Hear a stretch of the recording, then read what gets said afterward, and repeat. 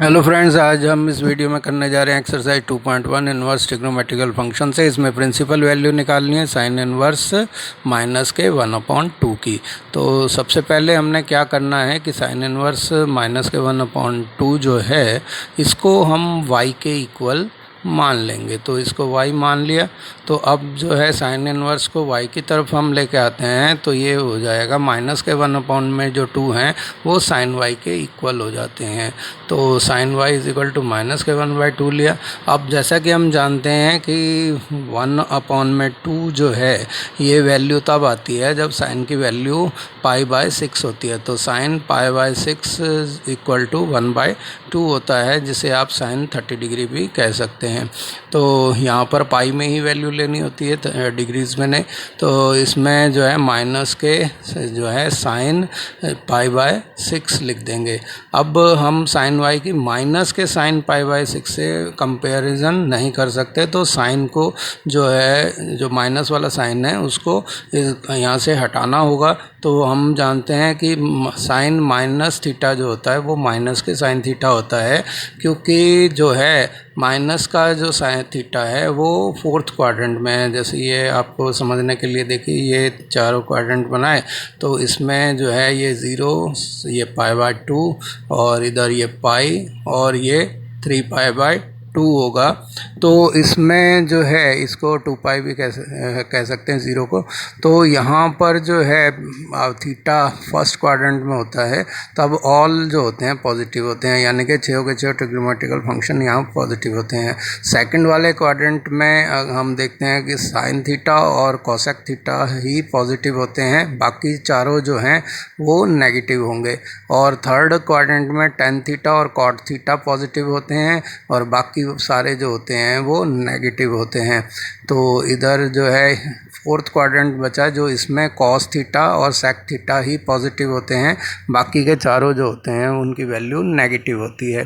क्योंकि minus sine theta हमारे को कन्वर्ट करना है, तो इसका मतलब वो फोर्थ क्वाड्रेंट में या थर्ड क्वाड्रेंट में ले, लेकिन साइन की जो प्रिंसिपल वैल्यू है वो या तो फर्स्ट क्वाड्रेंट में है या फोर्थ में। तो हम फोर्थ क्वाड्रेंट में इसको लेते हैं।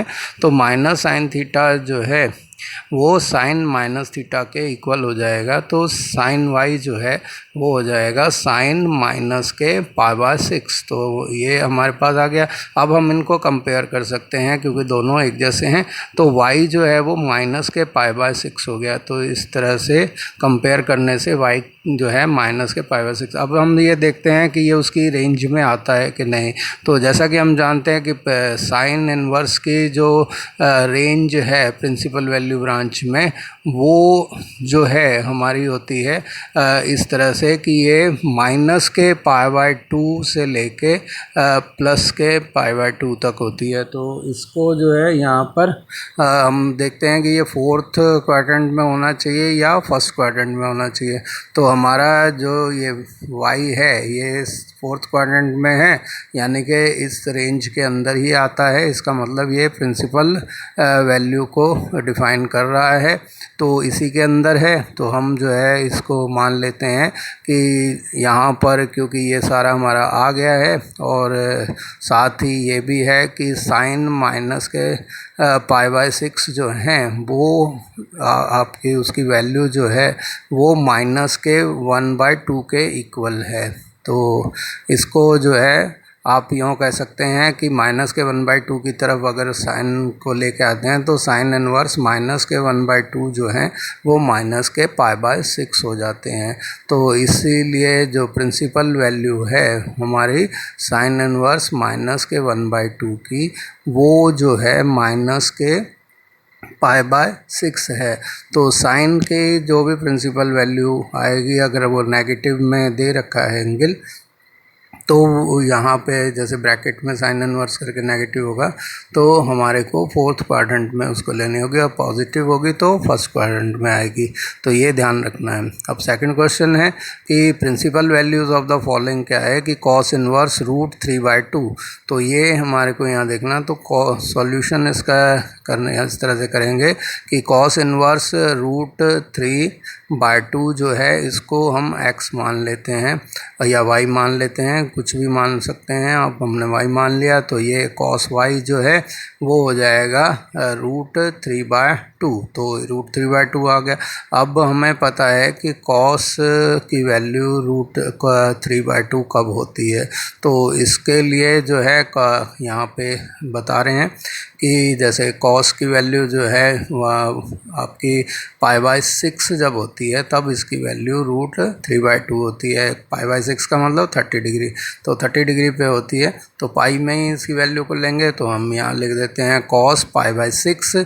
तो π/6 पे जो है इसकी वैल्यू √3/2 हुई। तो यहाँ पे y कंपेयर करेंगे दोनों साइड को, तो y जो है वो π/6 आती है। अब cos की जो है हमारे को रेंज देखनी है, प्रिंसिपल वैल्यू की रेंज कौन सी है, तो प्रिंसिपल वैल्यू ऑफ रेंज जो है cos की वो इन्वर्स की वो जो है आप देखेंगे कि ये वैल्यू उसके अंदर होनी चाहिए। तो इसकी जो वैल्यू थी वो वैल्यू है 0 to π, तो यानी कि 0 से लेके पाई तक है, और हमारी जो वैल्यू है π/6 वो इसी के अंदर है, क्योंकि 0 से पाई का मतलब आप ऐसे समझिए कि 0 से 180 डिग्री तक है। तो यहाँ पर π/6 यानी कि 30 डिग्री भी इसी में आती है। इसका मतलब ये प्रिंसिपल वैल्यू को सेटिस्फाई करती है। और साथ ही cos π/6 जो है वो √3/2 है, तो cos को √3/2 की तरफ ले जाते हैं, तो cos इनवर्स √3/2 = π/6 हो जाता है। तो इसका मतलब ये हुआ कि जो हमारा क्वेश्चन था cos इनवर्स √3/2 उसकी प्रिंसिपल वैल्यू जो है वो π/6 है। तो यही π/6 इसका सॉल्यूशन होगा, क्योंकि ये जो है cos इनवर्स √3/2 की प्रिंसिपल वैल्यू है। तो उम्मीद है ये क्वेश्चन आपको खूब अच्छे से समझ में आ गया होगा। और इसी प्रकार जो है आप क्वेश्चंस को जो करते जाएंगे तो आपको सभी ट्रिग्नोमेट्रिकल फंक्शंस के लिए जो इन्वर्स के लिए उनकी रेंज पता होनी चाहिए कि प्रिंसिपल वैल्यू ब्रांच की रेंज क्या होती है, उसी में उसका आंसर फाइंड करना होगा। अब जैसे अब यहाँ पे कोसेक इन्वर्स 2 की प्रिंसिपल वैल्यू देखनी है, तो हमारे को पहले तो ये देखना होगा कि कोसेक इन्वर्स जो 2 है इसको हम जो है कोई x y कुछ मान सकते हैं। तो यहाँ हमने इसको y के इक्वल माना, तो अब कोसेक इन्वर्स को y की तरफ ले जाते हैं तो वो कोसेक y हो जाएगा। तो कोसेक y = 2 हो गया। अब देखना है कि कोसेक की वैल्यू जो है 2 कब होती है, तो कोसेक की वैल्यू 2 जो है वहाँ होगी जहाँ साइन की वैल्यू 1/2 होती है। तो हमारे को ये जो है कि ये π/6 पे होगी, यानी कि 30 डिग्री पे होगी। तो कोसेक π/6 जो है कोसेक y के इक्वल है, तो y जो है कंपेयर करने पे π/6 आता है।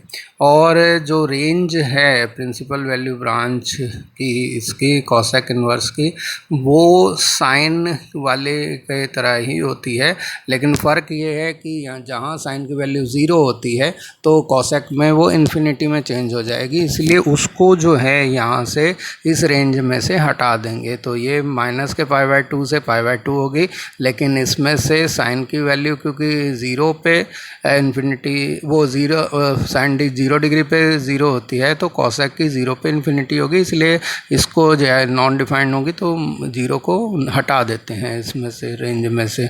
तो ये कोसेक π/6 साथ ही ये है कि कोसेक π/6 जो है 2 के इक्वल होता है। तो हमारे पास जो प्रिंसिपल ब्रांच वैल्यू जो है कि प्रिंसिपल वैल्यू जो है वो है π/6 इसकी कॉस इन्वर्स 2 की। तो और π/6 जो है हमारे इस रेंज में आ भी रहा है, क्योंकि माइनस के π/2 का मतलब है माइनस के 90 डिग्री और π/2 का मतलब है 90 डिग्री। तो -90 से 90 के बीच में ही 30 डिग्री आता है, क्योंकि ये हमारा फर्स्ट क्वाड्रेंट में है तो इसको कवर कर रहा है।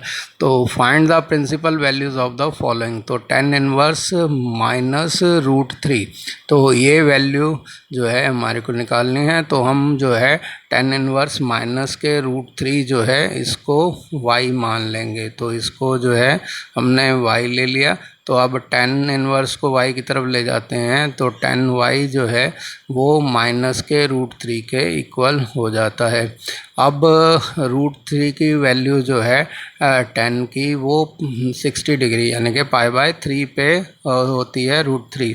तो इसका मतलब ये हो गया माइनस के टेन π/3। तो यहाँ पर लेकिन टेन वाई की कंपैरिजन हम माइनस के टेन π/3 से नहीं कर सकते हैं, तो जो है माइनस के साइन को यहाँ से हटाना होगा। तो ये देखते हैं कि टेन जो है किस क्वाड्रेंट में नेगेटिव होता है। तो हमें पता है कि टेन जो है फर्स्ट और फोर्थ में फर्स्ट और थर्ड में जो है वो पॉजिटिव होगा और नेगेटिव जो होगा ये सेकंड और फोर्थ में होगा। तो फोर्थ में इसकी रेंज भी होती है प्रिंसिपल वैल्यू की, तो हम इसको टेन माइनस के π/3 लेंगे। तो कंपेयर करेंगे तो y जो है वो माइनस के π/3 के इक्वल हो जाती है। और इसकी प्रिंसिपल वैल्यू की जो रेंज है टेन इनवर्स की वो जो है हमारी π/2 और माइनस के और प्लस के इनके एक्सक्लूड करके बाकी होती है। तो इसके जो है मतलब इनको छोड़ के माइनस π/2 और π/2 के, क्योंकि इन पे वैल्यू जो होती है इन्फिनिटी तक होती है यानी कि नॉन डिफाइंड होती है, इसलिए माइनस के π/2 और π/2 के छोड़ के बाकी वाली वैल्यूज़ जो हैं फर्स्ट क्वाड्रेंट और फोर्थ क्वाड्रेंट वाली वो इसमें प्रिंसिपल ब्रांच वैल्यू में होती हैं। तो टेन माइनस के π/3 जो है माइनस के रूट थ्री के इक्वल भी होता है, इसीलिए जो प्रिंसिपल वैल्यू है हमारे जो गिवन जो हमारे को प्रॉब्लम दी हुई थी, सिचुएशन दी हुई थी टेन इनवर्स माइनस के रूट थ्री, उसकी वैल्यू जो है माइनस के π/3 के इक्वल होगी। तो हमारे को यहाँ पर हमने देखा कि हमारे को पहले उसको जो चेक करना है कि वो प्रिंसिपल वैल्यू के जो मेन उसकी है उसी के अंदर है और इसको सेटिस्फाई कर रही है, तो इसका मतलब ये आंसर ठीक है। तो उम्मीद है आपको ये क्वेश्चन समझ में आ गया होगा। अब find the principal value of the following. तो कॉस इनवर्स माइनस के 1/2 दे रखा है, तो इसमें जो है हमारे को जो कॉस इनवर्स माइनस के 1/2 है इसको हम y के इक्वल मान लेते हैं। तो y माना, तो अब कॉस इनवर्स को y की तरफ ले जाएंगे तो कॉस y जो है वो माइनस के 1/2 हो जाता है। तो 1/2 देखते हैं वैल्यू कॉस की कब होती है, तो ये 60 डिग्री पे होती है यानी कि π/3 पे। तो कॉस π/3 जो है उसकी वैल्यू जो होगी 1/2 होगी। तो यहाँ पर जो है हम इसको लिख सकते हैं माइनस के कॉस π/3, लेकिन कॉस y का कंपैरिजन माइनस के कॉस π/3 से नहीं कर सकते, तो इसको माइनस को यहाँ से हटाना पड़ेगा और ये भी देखना पड़ेगा ये इसकी रेंज के अंदर हो। तो हम जानते हैं कि कॉस जो है फर्स्ट और फोर्थ में पॉजिटिव और सेकंड और थर्ड में नेगेटिव होता है, लेकिन कॉस की रेंज जो है वो 0 to π होती है। तो 0 to π कॉस इनवर्स की 0 to π होगी, तो हमें 0 to π में ही देखना है यानी कि सेकंड क्वाड्रेंट में देखना है। तो सेकंड क्वाड्रेंट जो है क्योंकि पाई तक होता है तो हम जो है इसको जो है पाई माइनस में π/3 करके लिख सकते हैं। तो ये जो है ऐसा इसीलिए है क्योंकि कॉस पाई माइनस थीटा जो है माइनस के कॉस थीटा के इक्वल होता है। तो इसी को यूज़ करके हम जो है यहाँ पर माइनस वाले साइन को अंदर ले आएंगे और इसको जो है अब पाई माइनस में π/3 जो है वो 3 एलसीएम लेंगे तो 3π माइनस पाई हो जाएगा जो कि 2π/3 के इक्वल होगा। तो ये हो गया cos 2π/3। तो अब हम इसको कंपेयर कर सकते हैं cos y को cos 2π/3 से। तो इससे जो है कंपैरिजन से आएगा y = 2π/3। अब ये देखना है कि क्या ये इसकी वैल्यू के प्रिंसिपल ब्रांच वैल्यू के अंदर आती है। तो कॉस की वैल्यू जो है हमें कॉस इन्वर्स की जो प्रिंसिपल ब्रांच वैल्यू जो है वो होती है आपकी 0 टू पाई के बीच में। तो 0 टू पाई तक होती है, 0 से लेके पाई तक होती है, और यानी कि 0 से 180 डिग्री तक। और पाई क्योंकि 180 डिग्री है, 180 का डबल 360, और 360 को 3 से डिवाइड करेंगे तो 120 डिग्री आती है। तो 120 डिग्री इसकी वैल्यू है, और जो है 0 से 180 डिग्री के बीच में है, तो यानी कि सेकंड क्वाड्रेंट में है। तो इसीलिए इसकी प्रिंसिपल वैल्यू जो है वो हमारी हो जाएगी, क्योंकि कॉस 2π/3 जो है माइनस के 1/2 होता है, तो कॉस इन्वर्स माइनस के 1/2 जो है वो हो जाएगा 2π/3 के। तो इसी तरह से इसका जो प्रिंसिपल वैल्यू जो है वो हो जाएगी 2π/3। तो यहाँ पे 2π/3 जो है इसको लिख देंगे, कॉस इन्वर्स माइनस के 1/2 जो है वो 2π/3 होगी। ये इसका सॉल्यूशन है। अब नेक्स्ट क्वेश्चन 6th क्वेश्चन करेंगे। तो 6th क्वेश्चन को देखें, यहाँ पर जो हमारे को प्रिंसिपल वैल्यू निकालनी है tan इन्वर्स माइनस के 1 की। तो यहाँ जो है आपको tan इन्वर्स माइनस के 1 को जो है हम जो है y मान लेते हैं, तो इसको y मान लिया, और तो हमारे पास जो tan y होगा वो माइनस के 1 हो जाएगा। तो tan y जो है वो हो गया माइनस के 1। अब वो tan की वैल्यू 1 जो होती है वो 45 डिग्री पे होती है, यानी कि π/4 पे होती है। तो ये यहाँ पर जो है tan π/4 जो है वो 1 होगा, तो ये हो गया माइनस के tan π/4। अब जो है माइनस के साइन के साथ tan y का कंपेयर नहीं किया जा सकता। हम जानते हैं कि tan जो है फर्स्ट और थर्ड में पॉजिटिव और सेकंड और फोर्थ में नेगेटिव होता है, लेकिन अब हमारे को देखना है कि इसकी रेंज फर्स्ट, सेकंड, थर्ड और फोर्थ में से कहाँ आती है। तो हमने यहाँ देखा है कि माइनस के π/2 और प्लस के π/2 के बीच में होती है इसकी वैल्यू। तो इसका मतलब हमारे को फोर्थ क्वाड्रेंट में जाना पड़ेगा, यानी कि साइन थीटा की तरह इसका भी साइन माइनस थीटा, जैसे माइनस साइन थीटा होता है उसी तरह से tan माइनस थीटा भी माइनस के tan थीटा के इक्वल होगा। तो ये जो है हम इसको tan माइनस के π/4 लिख सकते हैं, जैसे कि आप यहाँ देख रहे हैं कि tan माइनस थीटा माइनस के tan थीटा के इक्वल होता है। तो इसको जो है हम माइनस को इस तरह से अंदर ले आएंगे, तो y जो है वो हो जाएगा माइनस के π/4, यानी कि फोर्थ क्वाड्रेंट में ये चला जाएगा, क्योंकि थीटा नेगेटिव फोर्थ क्वाड्रेंट में होगा। उल्टा जब लेते हैं क्लॉकवाइज लेते हैं तो नेगेटिव, और एंटी क्लॉकवाइज लेते हैं तो पॉजिटिव होता है। अब प्रिंसिपल वैल्यू जो है ब्रांच की वो tan इनवर्स की वो होती है आपकी माइनस के π/2 से π/2 के बीच में। तो इसमें ये माइनस के π/2 और π/2 इंक्लूड नहीं होते हैं, क्योंकि इन पे इनकी वैल्यू इन्फिनिटी होती है। तो यहाँ पर जो है साथ ही ये देखेंगे कि tan माइनस के π/4 जो है उसकी वैल्यू जो है वो माइनस के 1 के इक्वल है। तो tan को जो है माइनस के 1 की तरफ हम लेके आते हैं, तो tan इनवर्स माइनस के 1 जो है वो माइनस के π/4 के इक्वल होगा। तो इस तरह से हम कह सकते हैं कि the principal value of tan inverse -1 is equal to -π/4। तो ये जो है इसका सॉल्यूशन होगा, आंसर होगा tan इनवर्स माइनस के 1 का जो प्रिंसिपल वैल्यू है वो है -π/4। तो ये जो है इसका आंसर हो जाएगा। तो उम्मीद है ये क्वेश्चन भी आपको अच्छे से समझ में आ गया होगा। 6th question. अब 7th क्वेश्चन हम करेंगे। तो 7th क्वेश्चन करने के लिए जो है यहाँ पे देखिए ये है sec इनवर्स 2/√3। तो यहाँ पर हमारे को सबसे पहले क्या करना है कि sec इनवर्स 2/√3 को जो है हम y के इक्वल मान लेंगे। तो इसको जो है इस तरह से लिखा और y के इक्वल लिख दिया। अब जो है sec इनवर्स को y की तरफ ले जाते हैं, तो ये हो गया sec y इक्वल टू 2/√3। अब क्या करना है कि आपको पता होना चाहिए कि 2/√3 sec की वैल्यू कहाँ होती है।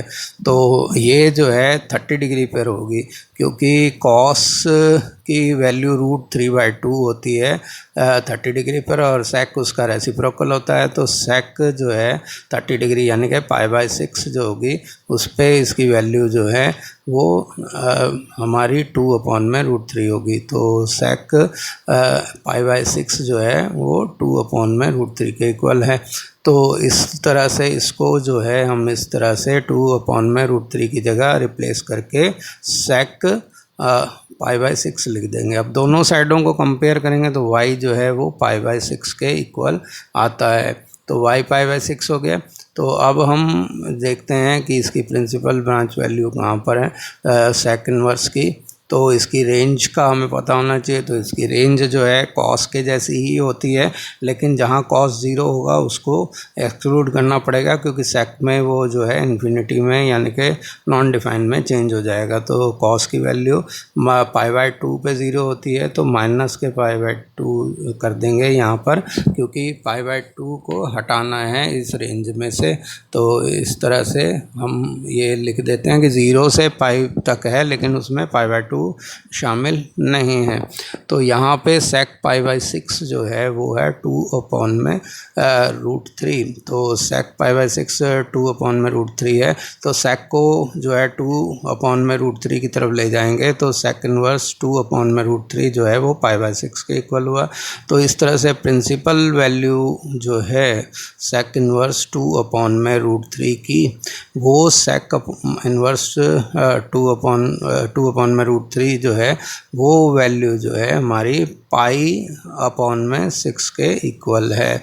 तो ये जो है इसका आंसर हो गया। तो उम्मीद है ये क्वेश्चन आपको समझ में आ गया होगा। अब find the principal values of cot inverse √3। तो ये हमारे को निकालना है। तो हम सबसे पहले जो है कॉट इनवर्स √3 को जो है y के इक्वल मान लेते हैं। तो cot inverse √3 equal to y मान लिया हमने। तो अब जो है कॉट इनवर्स को जो है y की तरफ ले जाएंगे, तो cot y is equal to √3 हो गया। अब कॉट की वैल्यू √3 जो है वो 30 डिग्री पे होती है, क्योंकि 10 जो है 30 डिग्री पे 1/√3 होता है। तो कॉट जो है वो जो है 30 डिग्री पे √3 होगा। तो √3 का मतलब जो है यहाँ पे आपका कॉट π/6 है। तो कॉट π/6 इसके से इसको रिप्लेस कर दिया। अब दोनों को कंपेयर करेंगे तो कॉट जो है वो π/6 के इक्वल आता है। यहाँ हम देखते हैं कॉट पॉजिटिव कहाँ होता है। तो कॉट पॉजिटिव फर्स्ट और थर्ड में है, और नेगेटिव जो है वो सेकंड और फोर्थ में है। और इसकी रेंज जो है वो 0 से पाई के बीच में जो है इसकी रेंज जो है ली गई है। तो यहाँ पर जो है आपको इसको यहाँ इसकी वैसे ज़रूरत नहीं है इनको समझने की, क्योंकि ये पॉजिटिव आ ही गया है। हमारे को खाली रेंज में देखना है कि रेंज में आ रहा है कि नहीं है। तो y π/6 है, और इसकी जो प्रिंसिपल ब्रांच वैल्यू है कॉट इनवर्स की वो चेक करनी है कि वो इसी के अंदर है कि नहीं है। तो इसकी जो है वो 0 to पाई है, और कॉट इनवर्स की तो ये उसी के अंदर आ रहा है। तो π/6 जो है 30 डिग्री उसी के अंदर आ रहा है। तो हम जो ये कह सकते हैं कि जो है इसकी वैल्यू जो है वो कॉट π/6 की जो है √3 जो है वो आ रही है। और तो कॉट इनवर्स √3 जो होगा वो π/6 के इक्वल होगा। तो the principal value of cot inverse √3 is π/6। तो ये जो है हमने यहाँ पे इसको लिखना है कि ये इसका आंसर होगा π/6 ही। तो उम्मीद है ये क्वेश्चन भी आपको अच्छे से समझ में आ गया होगा। अब 9th क्वेश्चन है, इसमें कॉस इनवर्स माइनस के 1/√2 की जो है प्रिंसिपल वैल्यू आपको निकालनी है। कॉस इनवर्स माइनस के 1/√2 की। तो इसका जो है सॉल्यूशन करने के लिए हम जो है ये मान लेते हैं कि कॉस इनवर्स माइनस 1/√2 जो है इसकी वैल्यू जो है वो है y के इक्वल।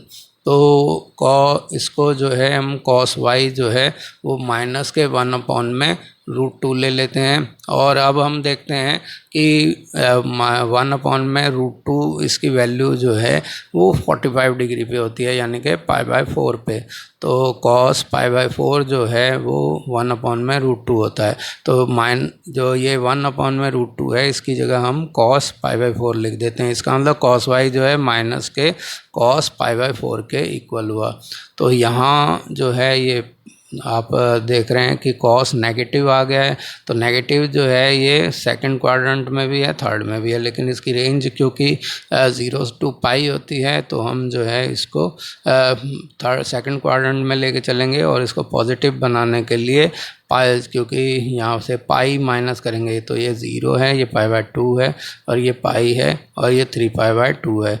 तो हमें पाई में से इसको माइनस करना पड़ेगा एंगल को, क्योंकि कॉस पाई माइनस थीटा जो है माइनस के कॉस थीटा के इक्वल होता है। तो यहाँ थीटा π/4 है, तो कॉस पाई माइनस में π/4 जो है वो हो जाएगा आपका माइनस के कॉस π/4। तो इस तरह से आप माइनस के कॉस π/4 की जगह कॉस पाई माइनस में π/4 लिख सकते हैं।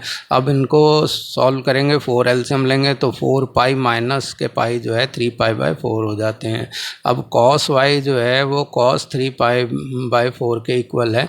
तो वाई जो है कंपेयर करने पे हमारे पास आ जाएगा कि 3π/4। तो ये जो है हमने देखना है कि हमारी रेंज में आ रहा है कि नहीं। तो इसके लिए जो है रेंज जो है प्रिंसिपल वैल्यू की ब्रांच की कॉस इन्वर्स की, वो जो है वो 0 to π होती है। तो 0 to π के बीच में ही आ रहा है, क्योंकि पाई जो है फर्स्ट क्वाड्रेंट 0 to π का मतलब फर्स्ट क्वाड्रेंट और सेकंड क्वाड्रेंट के बीच में। तो ये सेकंड क्वाड्रेंट में है, इसका मतलब इसको सेटिस्फाई कर रही है, इसी रेंज के अंदर है।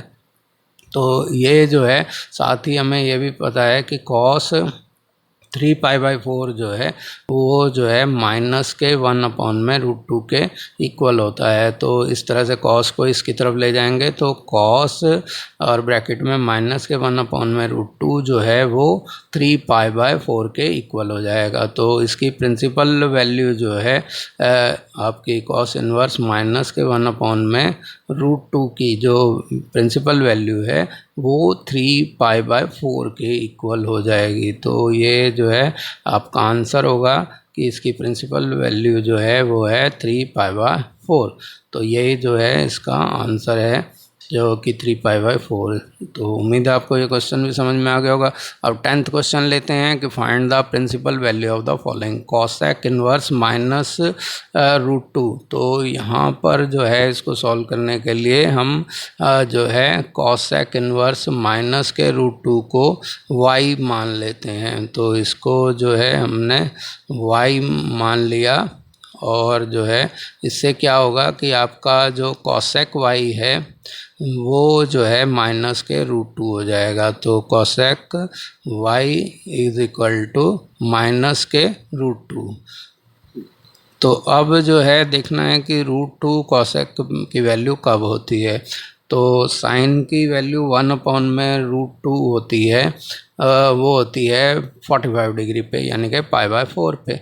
तो कॉसेक की वैल्यू √2 होगी, वो भी π/4 पे। तो ये साइन से इसको रिलेटेड इसलिए कर रहे हैं ताकि सिर्फ साइन कॉस और टेन की वैल्यू याद हो, तो आप कॉसेक की, सेक की और कॉट की वैल्यू याद कर सकते हैं, क्योंकि उनके रेसिप्रोकल होते हैं। तो यहाँ पे ये हो गया माइनस के कॉसेक π/4। तो कॉसेक जो है वो हमारा फर्स्ट में और सेकंड में पॉजिटिव होता है और नेगेटिव होता है थर्ड और फोर्थ में, क्योंकि कॉसेक की रेंज जो है माइनस के π/2 से π/2 के बीच में है। तो इसीलिए जो है इसको फोर्थ में लेंगे।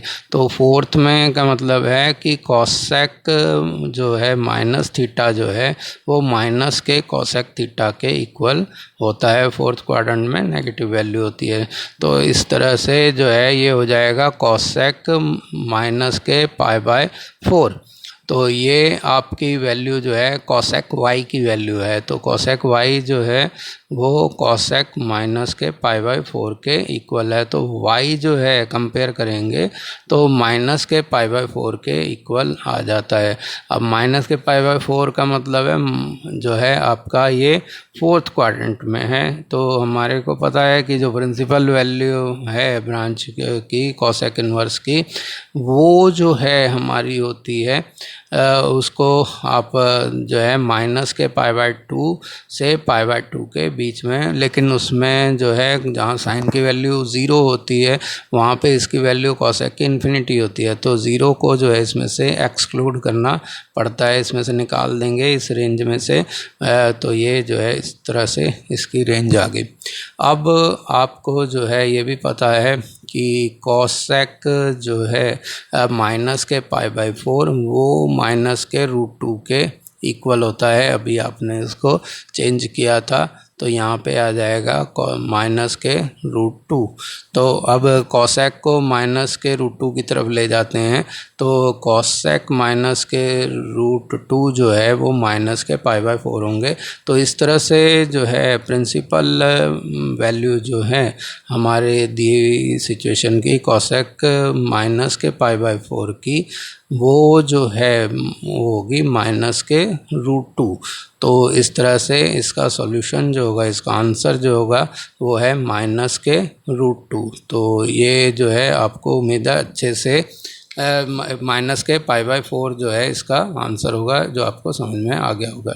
अब 11th क्वेश्चन है find the values of the following. तो यहाँ पे tan inverse 1, cos inverse minus के 1/2 और साइन इनवर्स माइनस के 1/2 ये दे रखे हैं हमारे को। इन तीनों की जो है प्रिंसिपल वैल्यूज़ को कंबाइन करके इसका आंसर निकालना है। तो सबसे पहले हम ये मान लेते हैं कि tan इनवर्स जो 1 है उसको हम यहाँ पर x मान लेंगे। तो पहले एक एक करके लेंगे और cos इनवर्स माइनस के 1/2 को y मान लेंगे और sin इनवर्स माइनस के 1/2 को z मान लेंगे। तो पहले हम tan इनवर्स 1 को x मानते हैं तो tan x जो है वो 1 के इक्वल हो जाएगा। आप tan इनवर्स को x की तरफ लाएंगे तो जो है tan x जो है वो 1 के इक्वल हो जाएगा। अब 1 देखना है tan की वैल्यू कब होती है, तो वो होती है 45 डिग्री पे यानी कि पाई बाई 4 पे।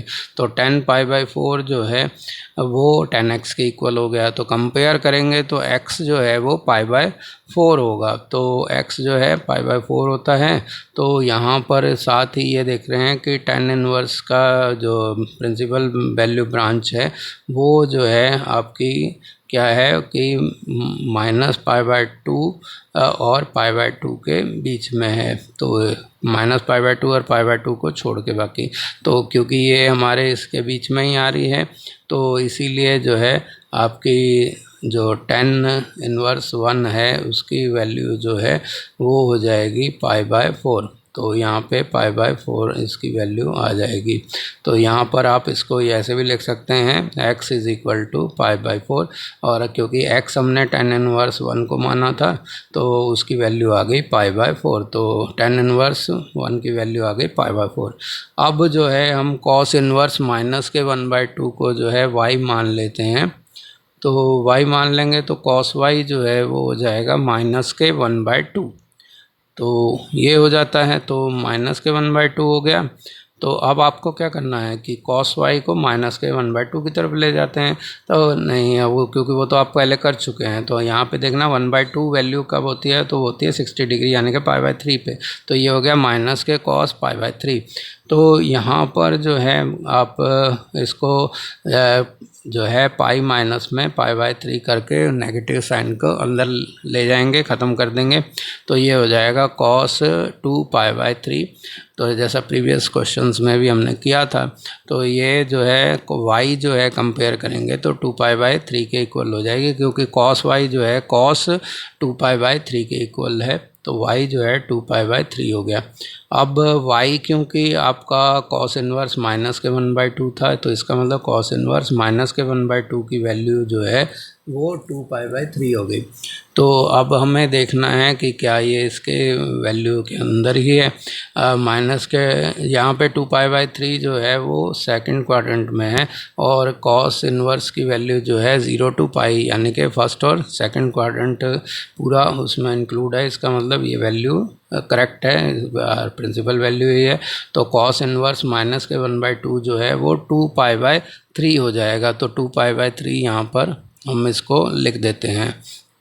अब जो है इसका मतलब ये हुआ कि y की वैल्यू जो है 2π/3 आ गई, जो बीच मिडिल टर्म थी। अब जो है हम थर्ड वाली टर्म, जो लास्ट वाली टर्म है साइन इनवर्स माइनस के 1/2, उसको z मान लेते हैं। तो z मान लेंगे, तो क्योंकि x मान चुके हैं, y मान चुके हैं, अब z बचा है, z मान लेते हैं। तो ये हो जाएगा साइन z जो है वो माइनस के 1/2 हो जाएगा। तो माइनस के 1/2। अब साइन की वैल्यू 1/2 होती है π/6 पे, तो ये हो जाएगा माइनस के साइन π/6। तो अब जो है, अब साइन की वैल्यू साइन z को माइनस साइन π/6 से तो कंपेयर किया नहीं जा सकता, तो हमें इसको अंदर करना पड़ेगा, साइन माइनस साइन को हटाना पड़ेगा। तो ये हो जाएगा sine minus theta is equal to minus sine theta होता है, तो यहाँ पे थीटा π/6 है, तो साइन माइनस π/6 जो है माइनस के π/6 के इक्वल हुआ। तो z जो है माइनस के π/6 हो गया। तो हमारे को इसकी रेंज साइन की पता है इन्वर्स की, कि ये जो है आपकी माइनस π/2 से π/2 के बीच में होती है, मतलब पूरी रेंज होती है माइनस π/2 से लेके π/2 के तक जो है। तो माइनस के π/6 जो है यानी कि ये फर्स्ट क्वाड्रेंट और फोर्थ क्वाड्रेंट के बीच में होती है, और माइनस के π/6 जो है फोर्थ क्वाड्रेंट में है। इसका मतलब ये वैल्यू प्रिंसिपल वैल्यू है। तो साइन इनवर्स माइनस के 1/2 जो है माइनस के π/6 हो गया। अब हमने तीनों की वैल्यू निकाल ली, तो अब हम इनको सिंप्लीफाई कर सकते हैं। तो इसके लिए जो है tan इनवर्स 1 प्लस में कॉस इनवर्स माइनस के 1/2 प्लस में साइन इनवर्स माइनस के 1/2, इनको एक बार फिर से यहाँ पर हम नीचे लिख लेते हैं, और फिर जो है इसकी वैल्यूज़ जो हैं तीनों की यहाँ पुट कर देंगे। tan इनवर्स 1 की वैल्यू हमने निकाली थी π/4, तो यहाँ लिख देंगे π/4। कॉस इनवर्स माइनस के 1/2 की वैल्यू हमने निकाली थी 2π/3, तो ये लिख देंगे। और जो है साइन इनवर्स माइनस के 1/2 की वैल्यू हमने निकाली थी माइनस के π/6। अब 4, 3 और 6 का जो एलसीएम है वो 12 आएगा, तो यहाँ अपॉन में 12 हो गया। 4 को 12 से डिवाइड किया तो हमारे पास 3 आया, 3 को पाई से मल्टीप्लाई करेंगे 3π, 3 से 12 को डिवाइड करेंगे 4, 4 को 2π से करेंगे 8π, और 6 से 12 को डिवाइड करेंगे 2, 2 को माइनस पाई से करेंगे तो माइनस के 2π हो गया। तो 3π प्लस 8π 11π हो गया, 11π में से 2π गए तो 9π, 9π/12 आ गया। अब ये 3 से कैंसिल हो जाएंगे दोनों, काट सकते हैं हम इसको, तो 3 से काट दिया तो ये हो गया 3π/4। इस तरह से इसकी वैल्यू आ गई 3π/4। ये क्वेश्चन आपको अच्छे से समझ में आ गया होगा। अब जो है 12th क्वेश्चन पे चलते हैं। 12th क्वेश्चन में क्या है कि कॉस इनवर्स 1/2 प्लस में 2 साइन इनवर्स 1/2, इनकी वैल्यू निकालनी है। तो हम जो है सबसे पहले इनको एक एक करके लेते हैं, और कॉस इनवर्स 1/2 को हम जो है मान लेते हैं, x मान लेंगे, और साइन इनवर्स 1/2 को y मान के इसको कर लेंगे। तो पहले कॉस इनवर्स 1/2 को हम x मान लेते हैं, तो कॉस x जो है वो 1/2 हो जाएगा। तो 1/2 हुआ, तो 1/2 कॉस की वैल्यू जो होती है वो जो होती है 60 डिग्री पे, यानी कि π/3 पे होती है। तो इस तरह से जो है x जो है वो π/3 के इक्वल हो गया, क्योंकि कॉस की जो प्रिंसिपल वैल्यू है वो जो है 0 to π है। तो यहाँ पर जो है इसकी रेंज जो है 0 से लेके π तक है। तो हमारा यानी कि फर्स्ट क्वाड्रेंट और सेकंड क्वाड्रेंट के पूरा इसके कॉस इनवर्स की प्रिंसिपल वैल्यू में आता है, और पाई/3 फर्स्ट क्वाड्रेंट में है, इसका मतलब रेंज के अंदर है, 60 डिग्री है, 0 से 180 डिग्री के बीच में ही है 60 डिग्री, तो ये कॉस इनवर्स 1/2 जो है वो पाई/3 हो गया।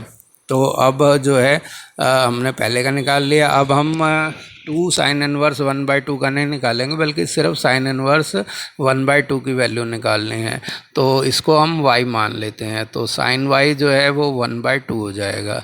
अब साइन की वैल्यू 1/2 होती है 30 डिग्री पे, यानी कि पाई/6 पे, तो इसको जो है हम मान लेंगे ये है पाई/6, तो 1/2 की जगह साइन पाई/6 लिख देंगे। तो अब दोनों को कंपेयर करेंगे तो y जो है वो पाई/6 के इक्वल आ जाएगी, तो यहाँ हो जाएगा y = पाई/6। तो इसको जो है रेंज जो है प्रिंसिपल वैल्यू ब्रांच की साइन इनवर्स जो है आपका पाई जो है उसकी वैल्यू जो है -पाई/2 टू पाई/2 है। तो इस तरह से इसमें ये लेंगे तो हमारी वैल्यू इसी के बीच में आ रही है, यानी कि माइनस जो है के 90 डिग्री और से +90 डिग्री, तो ये प्लस के 60 डिग्री है, तो उसी में आ रही है। तो इसका मतलब साइन इनवर्स 1/2 जो है वो पाई/6 के इक्वल है। तो अब आपके पास जो है दोनों वैल्यू आ चुकी हैं, तो हमारा जो गिवन क्वेश्चन है उसमें इन दोनों वैल्यूज़ को पुट कर देंगे। तो ये कॉस इनवर्स जो है 1/2 प्लस में 2 साइन इनवर्स 1/2 ये लिया, तो कॉस इनवर्स 1/2 जो है इसकी वैल्यू हमने निकाली थी ऊपर जो है हमने 3 निकाली थी, तो x की वैल्यू जो थी वो थी पाई/3, और प्लस में 2 करेंगे और y की वैल्यू यानी कि साइन इनवर्स 1/2 की वैल्यू निकाली थी पाई/6, तो 2 से ये 6 को काटेंगे 3 हो गया, तो ये पाई/3 प्लस पाई/3 2 पाई/3 हो गया, और यही इसका आंसर है। तो इस तरह से 11th क्वेश्चन का आंसर हुआ 2 पाई/3। तो उम्मीद है ये क्वेश्चन आपको अच्छे से समझ आ गया होगा।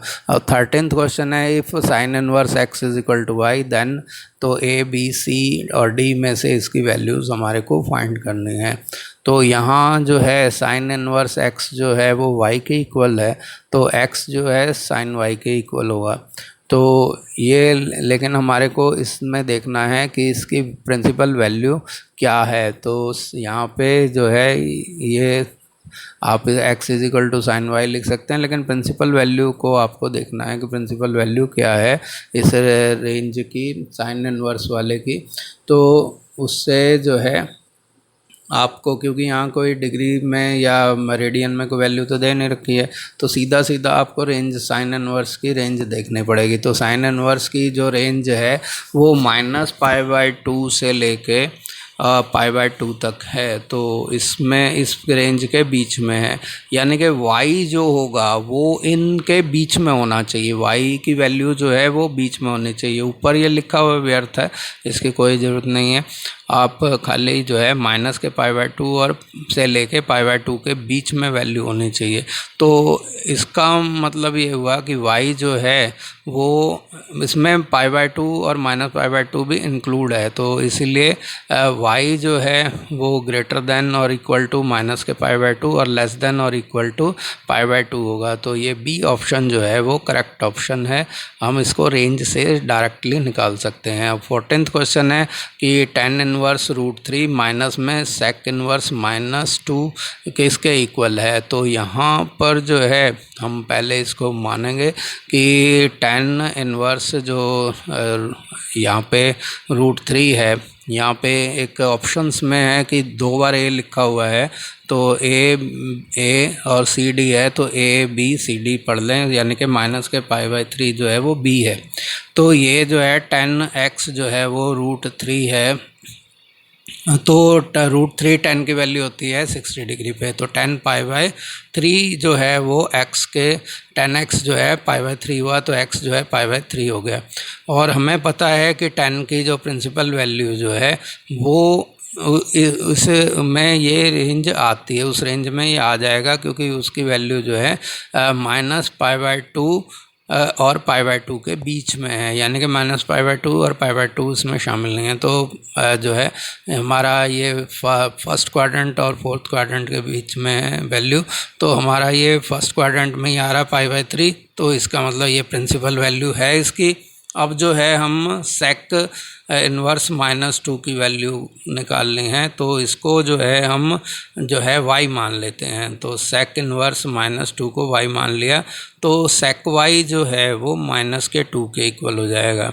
तो सेक y हो गया -2। अब सेक जो है उसकी वैल्यू 2 जो है वो होती है आपके 60 डिग्री पे, यानी कि π/3 पे। तो इधर जो है -2 को हम लिख सकते हैं माइनस के सेक π/3। तो सेक जो है वो नेगेटिव होता है या तो सेकंड में या थर्ड में, तो क्योंकि प्रिंसिपल वैल्यू में ये जो है आपका इसका सेक की जो प्रिंसिपल वैल्यू है वो π0 से π तक है, यानी कि फर्स्ट और सेकंड क्वाड्रेंट में। तो सेकंड क्वाड्रेंट वाले को ही लेंगे हम, तो ये हो जाएगा सेक पाई माइनस में π/3, क्योंकि नेगेटिव को अंदर करना है, तो ये हो जाएगा सेक 2 π/3। तो y जो है वो 2 π/3 के इक्वल हो गया। तो अब हम जो है इसकी रेंज को देखते हैं कि क्या ये इसके अंदर आ रहा है। तो बिल्कुल आ रहा है, क्योंकि 2 π/3 सेकंड क्वाड्रेंट में है और सेकंड क्वाड्रेंट जो है इसकी रेंज के अंदर ही आता है, क्योंकि इसकी रेंज जो है वो है 0 to π, और उसमें से एक्सक्लूड जो है वो है हमारा π/2। तो π/2 इसमें है ही नहीं, 2 π/3 है, और 0 और π के बीच के साथ ही है, ये उसमें में है, सेकंड क्वाड्रेंट में है। तो हमारा ये जो है हो गया साइन इनवर्स -2 जो है वो 2 π/3 हो गया। अब जो है हमारे पास जो क्वेश्चन दिया हुआ था वो है tan इनवर्स 3 माइनस में सेक इनवर्स -2। तो tan इनवर्स √3 की वैल्यू हमने निकाली π/3, और ये माइनस का साइन लगाएंगे, और सेक इनवर्स -2 की वैल्यू निकाली 2 π/3। तो π/3 -2 π/3, 3 एलसीएम लेंगे तो पाई माइनस में 2π, यानी कि माइनस के π/3 हो गया। तो ये ऑप्शन बी जो है वो करेक्ट है। यहाँ पे ए जो है इसको बी लिख लेते हैं, ये तो इसकी जब बी लिखा तो ये बी ऑप्शन माइनस के π/3 ये करेक्ट ऑप्शन हुआ। उम्मीद है आपको मेरा वीडियो पसंद आया होगा, इसको लाइक कीजिए और मेरे